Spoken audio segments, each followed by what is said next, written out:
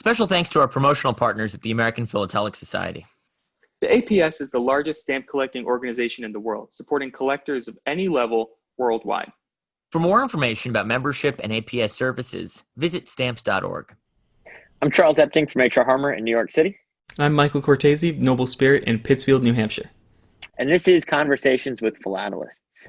Now, Michael, a couple of months ago, I don't remember exactly, we spoke with Isabel about the forthcoming Virtual Stampex. She gave us a little bit of a private tour and then it gave us some information about what to expect.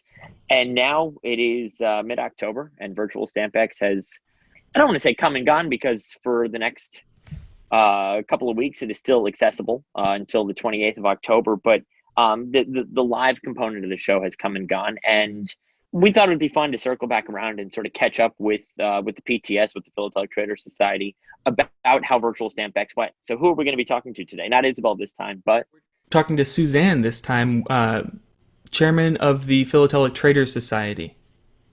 Excellent. And she sort of oversaw this whole project and I think was the driving force behind Virtual Stampex. So it'll be interesting to talk to her after the fact and see how things went and certainly see how things are going to go, where things are going to go in the future. Mm-hmm. Almost like a debriefing of the... Exactly. We'll get the lowdown on the whole show and see what went well and maybe what they want to implement next time. I think it'll be a lot of fun. Yeah, I'm looking forward to it. It was a lot of fun when we attended. I know we got a couple new customers, made a couple new contacts, and they sent us our stats last night, actually. So we got to see how many unique people came, how many people clicked on all the links. They've been really good talking to the. With a virtual show, it must be a lot easier to quantify these things. You can't really measure how many people stop by your booth, or are they just stopping to pick up a free pen, or are they actually interested in what you're doing? Mm-hmm.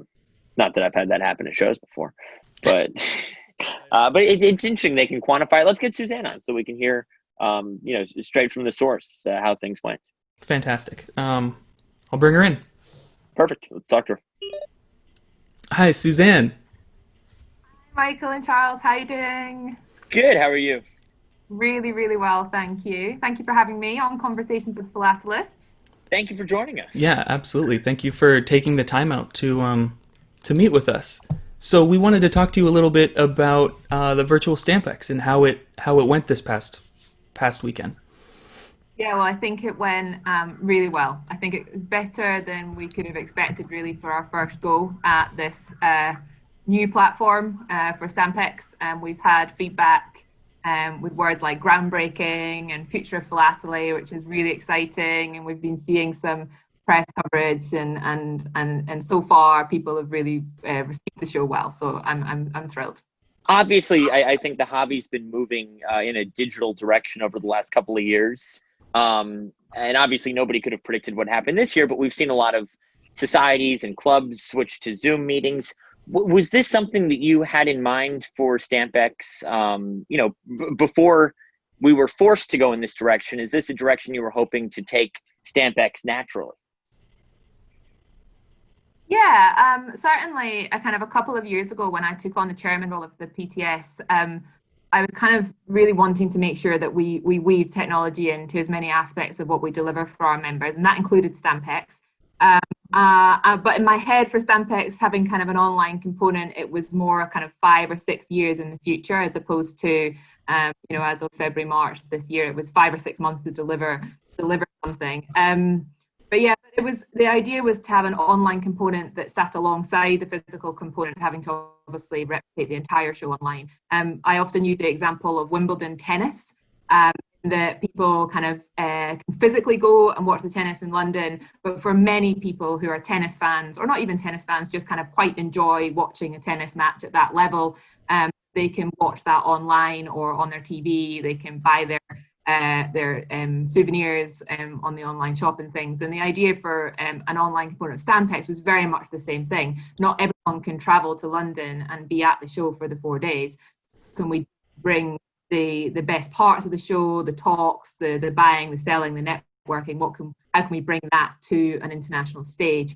And particularly so that people maybe have been watching Wimbledon or Stampex for a number of years and think, do you know what, I'm going to go to London, I'm going to go and see this world-class stuff myself. So to have that is also like a marketing part of bringing new visitors to the show, certainly something we're looking at. But yeah, let's just bring on a COVID scenario and we just have to do it all in one. But I think we've done it. I think we certainly will do it again, and also make sure that we've got that kind of online and physical component together. Yeah, you were definitely thrown into the deep end with this. So the VFairs medium that you used, was this something you'd already had your eye on, or do you think this is going to be something you're going to be using in the future when you try and keep it with a virtual touch? Yeah, great question, because I think there's a few things that have helped. When we were talking about this being 5 or 6 years in the future, it was because I don't think we were quite culturally ready for it yet. You know, our members, the collectors, and, you know, in the early days of the pandemic, we had people calling their families via Zoom or FaceTime. We had people suddenly realizing that they can't get their fix from their local stamp shows. So they're going on to these online platforms and dealers' online shops for the first time. And so we were kind of, the culture was already starting to shift. And we knew that there was other societies and magazines creating their own virtual shows. But the Stampex International brand is big, right? Everyone knows Stampex. So we wanted to make sure that if we were going to do this virtual thing, that it was going to be bigger and better than anything else out there. And that's really the pitch we were going at. And we looked at developing our own software, which I'm really glad we didn't do now. And then we looked at a number of different trade show software providers. And we did choose VFairs, and we've had a wonderful experience with them for the last few months. I've just come off a call with the developers just now. We've got lots of exciting things that we want to build and show, things that we didn't quite, you know, have time for or weren't comfortable doing this time, but a lot more that we're going to be offering in future. Yeah, the next one's supposed to be in February, right? I know we don't necessarily know what the future looks like, but have you at least started a plan for that, whether or not you are going to? It sounds like you're going to continue using VFairs, but yeah, we will continue to have a virtual show, I think, going forward, either complement time or maybe in between the physical shows that we have. As of a few weeks ago, we were 100% committed to running the physical show in London in spring. We've done a lot of research into how we make the floor plan COVID safe. The Business Design Centre where we run it in London is considered kind of a gold standard in event spaces, so we couldn't be asking for a better place to be running this. You know, track and trace. Unfortunately, the UK government has announced some news recently which is putting February kind of back into question. So we're kind of watch and wait really on that. We're hopeful we can run a physical show because we need to get them back into our hobby. It's really important. If not, then it's likely we'll run another Virtual Stampex February, March time. So how many dealers did you have at the virtual show compared to the, can I ask you about the number comparisons or? Yeah, great question. So we normally have about 95 to 100 stands at Physical Stampex. Include dealers, it includes auction houses, magazines, children's stands, so a whole breadth of philately there. We had 84 at the virtual show, so a little bit less, but I think given that this was quite new and we didn't have a whole lot of time to market it, I was quite happy with that number. And since even during the live show, we've had a lot of non-members asking to be involved in future shows, so that's really positive to have had that. We had 324 unique visitors during the live event.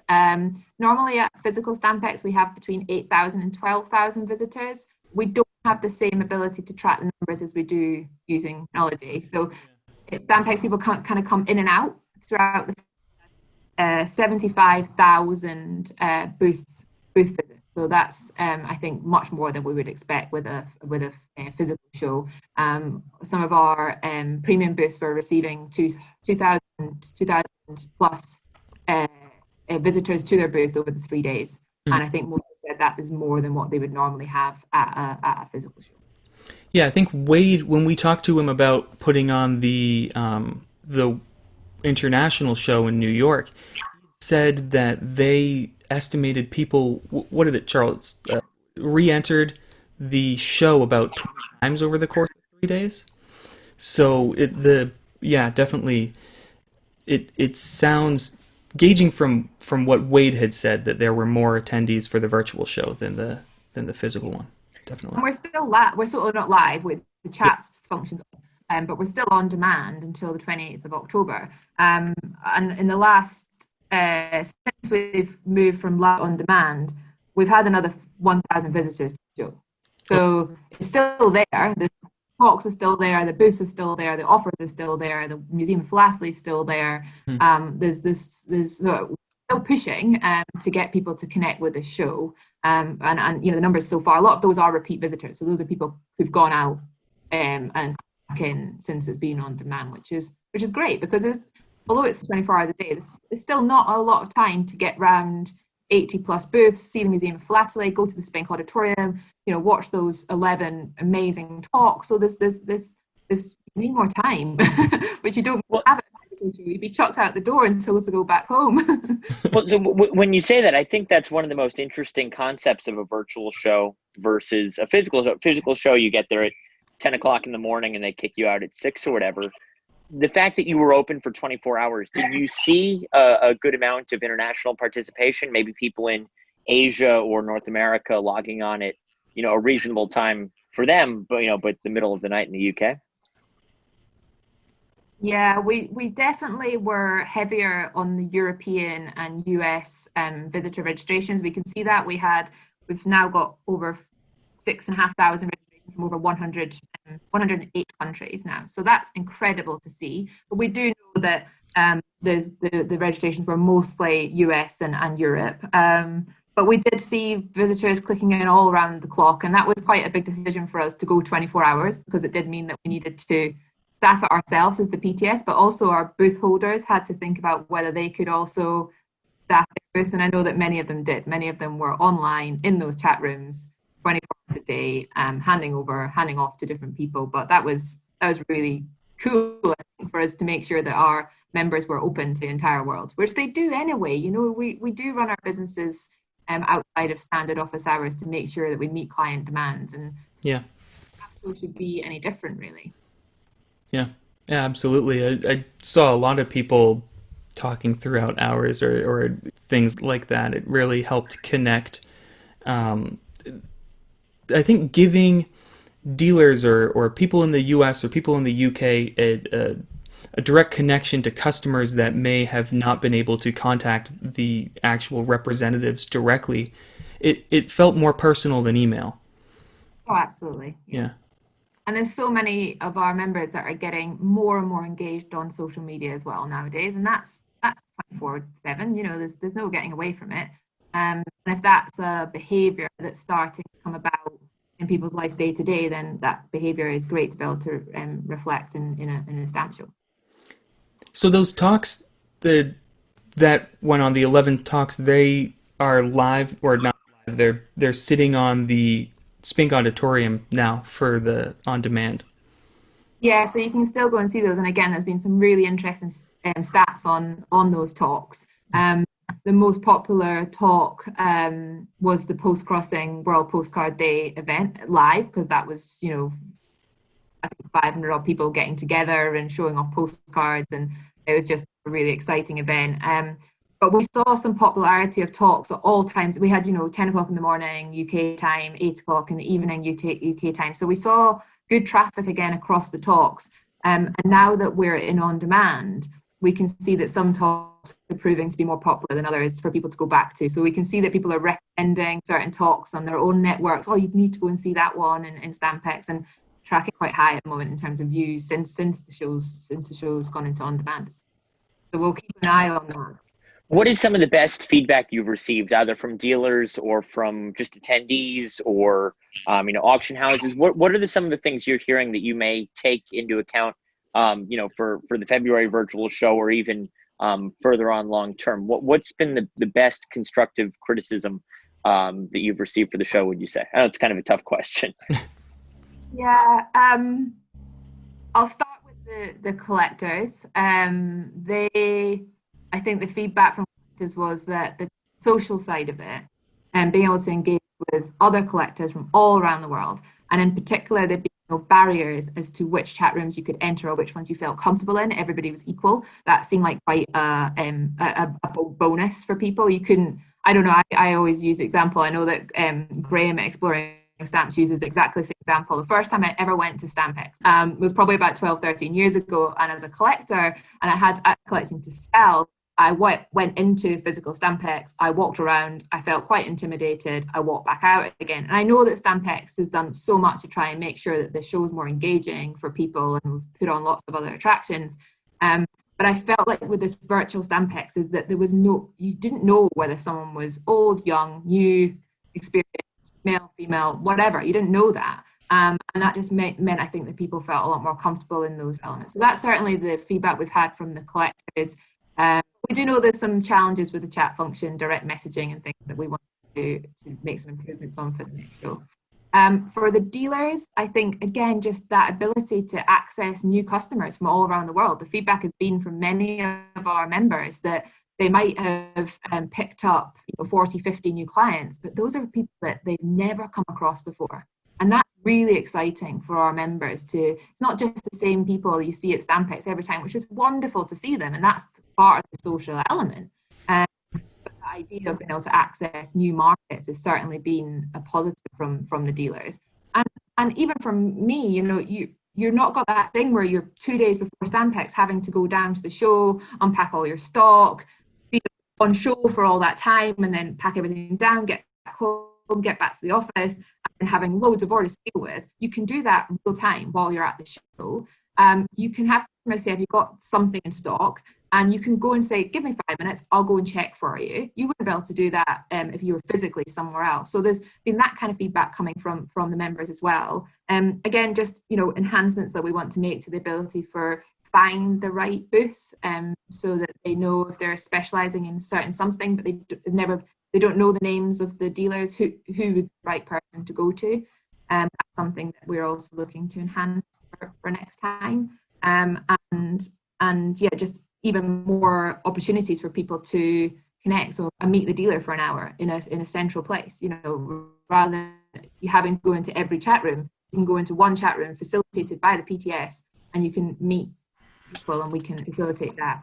I think the booth reps also enjoyed the booth rep chat room. We had a special chat room which visitors wouldn't have known about, where we were all in there and having some really great fun in there, and also some great knowledge sharing. So I know that one of our members found out a new live chat tool they could embed into their website, inter-member conversation happening as well, which was really exciting.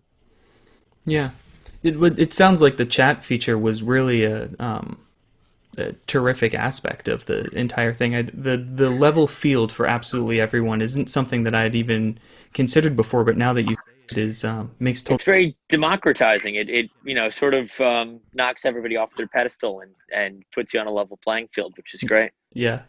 And it makes the last few months, because of the coronavirus, a lot of our dealers have had to adopt new technology. Some of them have had to build websites for the first time. Some have had to go onto platforms like eBay and Delcamp. So people have had to adjust. And, even things like getting a laptop which has video so that you use the video chat. So it's a level playing field, but it's also up the game for a lot of people within the trade, which is fantastic. Yeah, giving them a lot more outreach than they. I was on a Stamp Club Zoom meeting last night when you talk about that, and there were people in that meeting who I did not know what Zoom was a couple of months ago, and to be able to see their faces like that, I think you're exactly right, that it doesn't just level, it elevates everybody. It doesn't just level everybody. That's the word. This has been an absolute meteorite crashing into Earth. This thing has made a lot of people shift and evolve. And probably the stamp trade needed it a little bit. I kind of, the last AGM we had for the PTS, I said I need us to stop talking about the 1970s.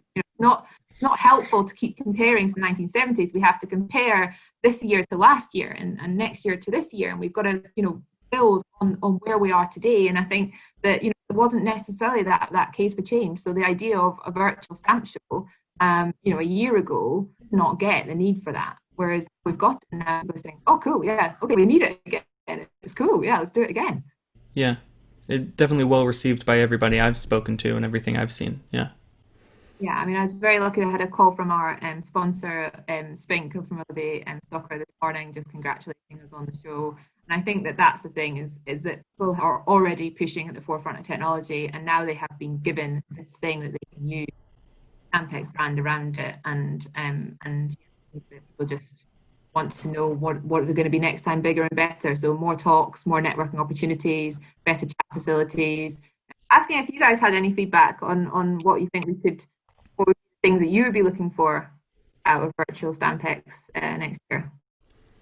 That it all seemed so great. I think so fantastic that pairing it with a physical show will be incredibly interesting, giving people the ability to have a laptop next to them and reply to people across the country in chat to check their physical stock at a physical show, to tell them if they've got it and whether or not, if they buy it, then they take it out of their physical stock. I think implementing it with a physical show will be really beneficial, and I like the way it was presented, and I think it will fit in very nicely to physical. I think what's interesting too, obviously with stamp shows, there's a lot of stratification. You have your local shows with a couple of dealers, you have your regional shows, and then you have your big shows, everything from the little local stamp and coin show up to, in the US, we have APS Stamp Show, and in the UK, there's Stampex. And I think it's interesting that a lot of these smaller shows are trying to adapt to the digital world.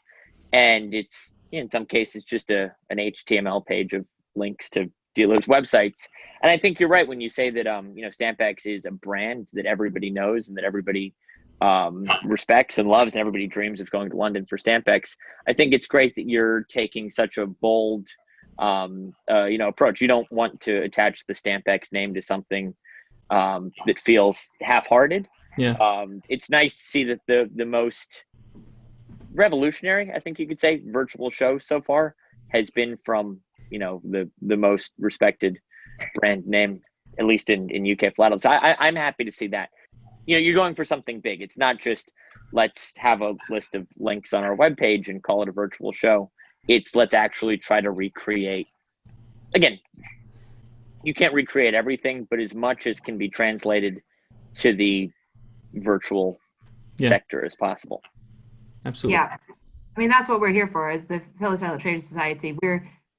We just have to make our members look good and make sure that collectors realize that our members are the philatelic professionals wherever they are in the world, and the Stampex brand not be reflective of the standard of our members. And that's what we're trying to push for. This is, it is a bit of like go big or go home. I mean, this right. was a lot of work to make sure we didn't have to go home, but it was I think point, Michael, about the pairing it with the physical show, I think that's a big decision for us as to whether we do it exactly the same time. I mean, I don't know about you on your stand, but there's no way that I would have time to be polite to a customer who's physically there and also be kind of with the picture things that were happening on the laptop. So, it might be that people have a physical booth, virtual booth. Some may feel it could have both, or we just time zone it a little bit different so that we may be on the physical show for 3-4 days and then give people the chance to be able to really maximize the opportunities there. But a lot of dealers who said, that they so much functionality there is sort of getting to grip with how do you make it work for your customers. So some of them did some great work at integrating marketing campaigns on social media and putting on offers, doing ring fence stocks, special stocks for Stampex, shots. Some dealers really kind of took advantage of everything. Templates into chat rooms, some great things, and I think that's also about knowledge sharing. So that was the case across the room that we're sharing. How do you make it work for you? And so much of that can be replicated into physical stamp shows. Yeah. So the learnings are across the sphere. It's just how you create the right things to make sure your customers are happy. Yeah, well, and I'm certainly looking forward to how it works out with the physical shows, how you proceed with that. But it sounds like this time it was just terrific success. hopefully you can catch your breath now and take a little bit of relaxation before you have to worry about February. Yeah, maybe that's not my style, Charles. I'm so excited by this. I'm just trying to make sure that we're still in on demand. We're still in on demand till 28th. We're going to make sure as many people can see the show, enjoy the talks, have a look at the Museum of Philately. So we're going to be putting on I don't know what we're calling it yet, but some kind of like treasure hunt where collectors can come in and explore the show and they can win a prize. So there's lots of things that we still want to be doing to make sure that we maximize the show and get as many people through it as possible, because it is different, it is something new, and hopefully more people can enjoy it over the coming weeks. Yeah. Will the talks be accessible after the on-demand period, or no? I think we've said that some of them may be, and some of them we've been asked only to have them available for the show. So it depends on the speaker and what their preference is. So yeah, try and get in if you can. Look at anything that you've missed. Yeah. Well, it's there until the 28th. Registration's free. There's definitely no reason to not get in. Yeah, absolutely. Well, thank you so much for joining us, and this has been great. Yeah, thank you. Yeah. I'm sure we'll speak again soon, guys. Yeah, absolutely. We, as things progress towards towards winter, spring of next year, we'd love to hear more about how things are developing. So we'll circle around and touch base with you again if that's all right. That'd be amazing. And we have another little thing which we're planning to launch later this year, early next year. So I might be back in touch with you guys to see if we want to also talk about that. There's another PTS initiative that I'm really excited about. Oh, wow. Please, absolutely. Keep an eye on us. You know where we are at PTS and Stampex on social. That's great. Thank you so much. We'll talk to you soon. All right. That's it. Thanks, guys. Thanks. Thank you. Bye.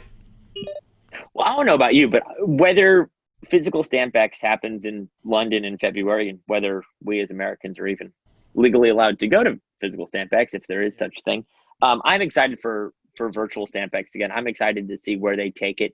It's amazing what they could put together in 5 or 6 months, and given another, 4 or 5 months until the next show, I think it'll be really interesting to see what they're able to put together. Yeah, they've got a head start this time. They know where they're going to take it. It looks like they're all set up with... They went from 0 to 60 really quick. Now it's about that extra, 10, 20% of what they wanted to implement, I feel. And it'll be fun. I'm sure I'll see you there again. And, we can, as things get closer and as plans materialize, we can hopefully highlight that and maybe give our listeners a peek into what the PTS plans on undertaking. Yeah, they're definitely paving the way for future virtual shows, or the implementation of a virtual aspect, at least with physical shows, whether, like she said, it be side by side or paired together happening at the same time. It really sounds like they're putting a lot of thought into this, and they're making sure that it's the best possible outcome for the customers and the dealers and all collectors. Absolutely. It's obviously a very steep learning curve, but I think that to see where it goes from here will be really interesting, because again, it's the fact that they were even able to put a virtual Stampex together in just a couple of months is shocking. I wouldn't want to be in Suzanne or Isabel's shoes putting something like this together, but the fact that they were able to do it so quickly, I think it's very promising for where things will go from here. Yeah, I'm really looking forward to the next one, see what they bring out, and it's nice that they've kept it open until the 28th. People can go view those. There's still 1 or 2 talks that I missed that I want to go back and see, so it's nice to know that those are there for the time being. And the Museum of Philately information is just it's all incredible. It's super detailed. It's a lot of fun. Absolutely. You've got tablet or computer or anything. It almost makes it like a book that was never published. Absolutely. No, I couldn't agree more. And again, let's see where they go from here. Let's stay in touch with the PTS and circle back around as soon as they have more to announce. Yeah, looking forward to it, actually. Me too. Until then, people can hear us on YouTube, Apple Podcasts, Google Podcasts, Spotify Podcasts. Yep. Probably a bunch of other services. Exactly. We do have a website. We do. Philately Podcasts .com. The email address is philatelypodcast. Philatelypodcast.com. Yeah. We usually go with the email first. That is philatelypodcast@gmail.com. Mm-hmm. Do you have any recommendations for something we can talk about? If you yourself would like to, appear as a guest, contribute to CWP, we'd love to hear from you. We always like getting feedback. So whether it's a comment or a private message on Twitter or to Michael, because I'm not using my Twitter. But we love hearing from people. So get in touch with us if you can. We say this every time, but people have reached out to us. A couple of it's not like we're desperately trying to get somebody to talk to us. We have heard some great things. I love when you, because I don't check the emails. I love when you send me screenshots. We've gone from I never gave you the password to I gave you the password. You never logged. And I haven't logged in on my phone yet. So if you want to talk to me, Philately Podcast. Yeah, if you want to talk to me, Michael can get a hold of me. No, I'm just joking. I really do genuinely love hearing from people. Yeah, and I'm also super enthusiastic about screenshotting absolutely everything and sending it to Charles. Yeah. That's our go-to means of conversation. So no, again, thank you to people who listen. Thank you to people who reach out to us. Thank you to people who say, "Hey, I want to be on Conversations with Philatelists." I love those messages. Mm-hmm. Definitely. So excellent. Until next time, Michael. This was a lot of fun. Yep. Love the debriefing on Virtual Stampex, and we'll talk again real soon. Absolutely. We'll this is coming out tomorrow. Actually, we're recording it Thursday. This is coming out Friday. On Monday, we've got Eric Jackson. Eric Jackson was a great conversation. I really enjoyed that one, and I'm really excited to share that with everybody. Yep, I'm looking forward to that airing because I think he's the first. Is he the first dealer we've talked to? Right. The first eBay dealer. We spoke to Pierre. Pierre, yes, true. And other people who dabble in dealing, but Wayne Youngblood is a dealer as well. So, not our first dealer. Not our first dealer. We're going to. I'm going to say we're going to cut this, but we're not going to cut any of. No, we're not. Real-time fact check. Eric Jackson is not our first dealer, but he is an exceptional conversation nonetheless. Yes. Yeah. You get to see a little bit of his store in the background, or his inventory. Yeah, his operation is incredible. It's great. It's overwhelming. But no, Eric on Monday. Yep. Until then, this is fun. We'll do it again real soon. Yeah. See you next time. Thanks, Michael. All right. Bye.